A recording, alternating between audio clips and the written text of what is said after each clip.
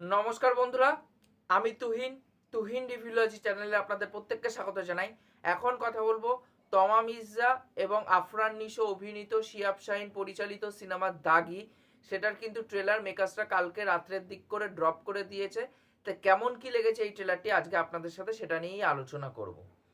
তা দেখুন, এখানটায় গল্পটা কিন্তু যেইভাবে বোঝা যাচ্ছে সেটা হচ্ছে যে আফরান নিশোর সাথে হয়তো কারোর একজনের ঝামেলা হচ্ছে এবং তাকে ধাক্কা দিয়ে কিন্তু ছাদের থেকে ফেলে দিচ্ছে, হয়তো মাথা গরমের মাথায় হিট অফ দ্য মোমেন্টে তাকে ধাক্কাটা দিয়ে দিচ্ছে, যেটা ট্রেলারের একদম একটা পর্যায়ে কিন্তু দেখতে পাচ্ছি। সেটা খুব ফাস্ট কাটের সাথে দেখানো হয়েছে যাতে ওই জায়গাটা না ধরা যায়।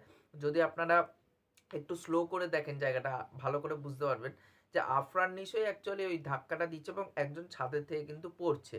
এবার সেই কারণে সে জেলে চলে যাচ্ছে এবং সে যখন বলে যে মানে যখন এই বুকের মধ্যে একটা কোনো কিছুর গিল্ড থাকে সেইটার ব্যথাটা না, ওই পাথরটা মানে খুব বড় একটা ব্যথা হয়ে দাঁড়িয়ে থাকে।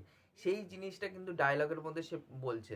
এবং সে যখন জেল থেকে বেরাচ্ছে 14 বছর পর এবং বলে যে তার বাবাকে যে তার বাবা তাকে জিজ্ঞেস করছে হয়তো যে তুমি যে এত তাড়াতাড়ি জেল থেকে কি করে বেরালে, তখন বলে যে জেলের ভিতরে আমি নিজের সাজা পূরণ করেই বেরিয়েছি। এবার আমি কিন্তু জেল থেকে পালাইনি। এবার তার বাবাও তাকে কিন্তু বিশ্বাস করছেন এবং সমাজ তাকেও কিন্তু অন্য চোখে দেখছে। তাকেও কিন্তু সেই যে জেলে গেলে একটা জেলের যে দাগ পড়ে যায় এবং সে যে দাগি আসামি হয়ে যায়, সেটা কোথাও না কোথাও এখানটা কিন্তু সুস্পষ্ট করে ডায়লগের মাধ্যমে কিছু সিনের মাধ্যমে কিন্তু খুব সুন্দর করে এটা বোঝানো হচ্ছে। সেটা ভাল লাগছে। এবং তমা মির্জার সাথে একটা টাইমে তার রিলেশনশিপ ছিল আফরান নিশোর ক্যারেক্টারের সাথে।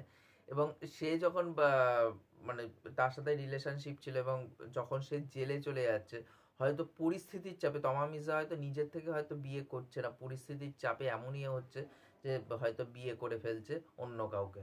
তার একটা কিন্তু বাচ্চা মেয়েও কিন্তু হচ্ছে, সেটা কিন্তু আমরা ট্রেলারের মধ্যে দেখতে পাচ্ছি। এবং তার বাচ্চা মেয়েটার সাথে কিন্তু তার একটা আলাদা সম্পর্ক কিন্তু গড়ে উঠছে। এবং অন্যদিকে সে যখন ওই ছেলেটিকে ধাক্কা মেরেছে, তার মা কিন্তু আর্তনাদে চিল্লিয়ে বলছে তুই মরার সময়ও জল পাবি না রে জানোয়ার।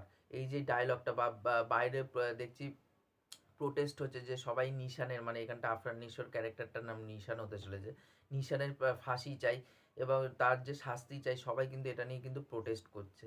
এবং তার সাথে সাথে তার যে পাস্ট তাকে যে হন্ট করে বেড়াচ্ছে, সেটাও কিন্তু আমরা একটা পর্যায়ে দেখতে পাচ্ছি।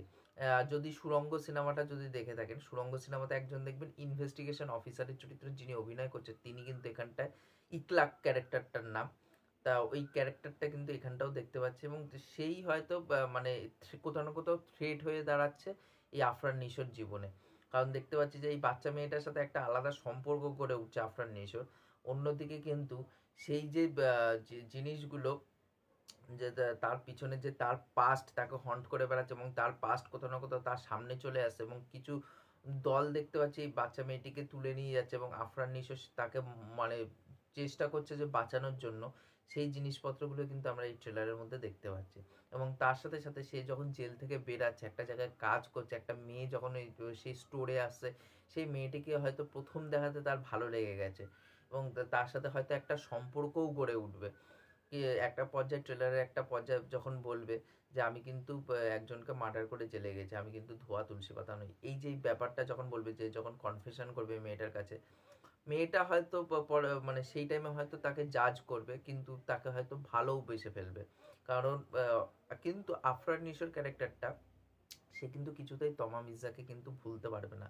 সে কিন্তু তার পুরনো ভালোবাসাকেই এখনো পর্যন্ত মনে জায়গা দিয়ে রাখছে। সেই জিনিসটাও কিন্তু দোনো মনো যে ব্যাপারটা, সেটা কিন্তু আফরান নিশো নিজের এক্সপ্রেশনের মাধ্যমে কিন্তু খুব সুন্দর করে বুঝিয়েছে, সেটা কিন্তু খুব সুন্দর লাগছে।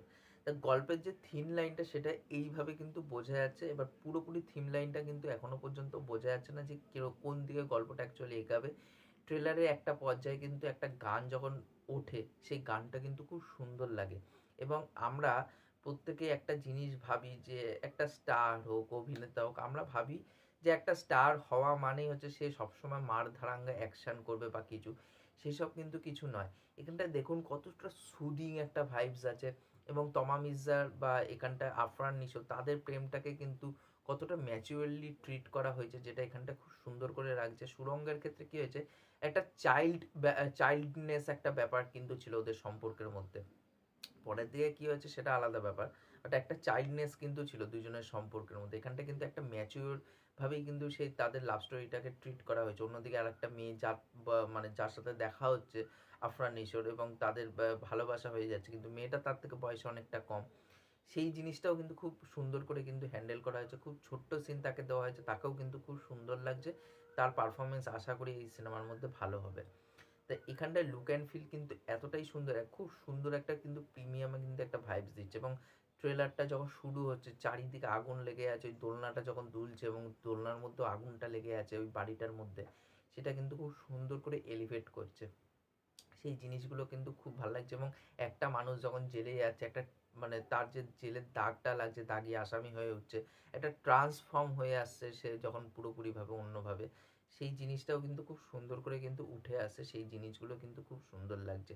এবং যেভাবে ট্রেলারটা মানে কাটা হয়েছে, ট্রেলারটা কিন্তু খুব সুন্দর করে কাটা হয়েছে, ঝাপ ঝাপ ঝাপ ঝাপ করে কিন্তু কাটা হয়নি, প্রত্যেকটা সিনকে সুন্দর করে জায়গা দেওয়া হয়েছে। এবং এখানটায় যে বললাম যে গানটা কিন্তু ওঠে, সেই গানটা কিন্তু সত্যি খুব সুন্দর লাগে। তা ওভারঅলে কিন্তু আমার ট্রেলারটা খুবই সুন্দর লেগেছে। আশা রাখি এই ঈদে এই সিনেমাটি মুক্তি পেতে চলেছে। দেখা যাক এই সিনেমাটা কেমন কি রেসপন্স পায়। আর অন্যদিকে কিন্তু বরবাদের এবং জঙ্গলির কিন্তু এখনো পর্যন্ত কোনো ট্রেলার কিন্তু পেলাম না, কিন্তু দাগির তরফ থেকে কিন্তু ট্রেলার পেয়ে গেছি। আজকে শাকিব খানের জন্মদিন, শাকিব খানের চাঁদ মামা ওই গানটা রিলিজ করবে, যেটা নুসরাত জাহানের সাথে আইটেম নাম্বার আছে ওই গানটা। তো ওই গানটা আজকে রিলিজ করবে, এবার দেখার ওই গানটা কেমন হয়। কিন্তু বরবাদের কিন্তু এখনো পর্যন্ত কোনো ট্রেলার কিন্তু আসেনি, সেটা কিন্তু আসাটা খুবই জরুরি। এবার অনেক সময় বাংলাদেশের সিনেমার ক্ষেত্রে দেখেছি যে ট্রেলার আনেনি, টিজার এনেছে, ডাইরেক্ট সিনেমা রিলিজ করে দিয়েছে। এবার দেখার বরবাদের টিম এবং জঙ্গলির টিম কি করে।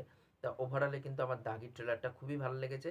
যারা নিশো ফ্যান আছেন তারা, তাদেরকে জিজ্ঞেস করছি তারা কীরকম এনজয় করেছে এই ট্রেলারটা দেখে, এবং তাদের কি এক্সপেকটেশন আছে এই সিনেমাটা নিয়ে, এবং সাধারণ দর্শক যারা আছে তাদের ট্রেলারটা কেমন কি লেগেছে, সেসব জিনিস কিন্তু অবশ্যই নিচে কমেন্ট করে জানাবেন। আর এই ভিডিওটি ভালো লাগলে অবশ্যই লাইক শেয়ার সাবস্ক্রাইব করে পাশে থাকবেন, তাহলে মোটিভেশন পাবো নতুন নতুন ভিডিও বানানোর জন্য। এখনকার মতন টাটা, বাই।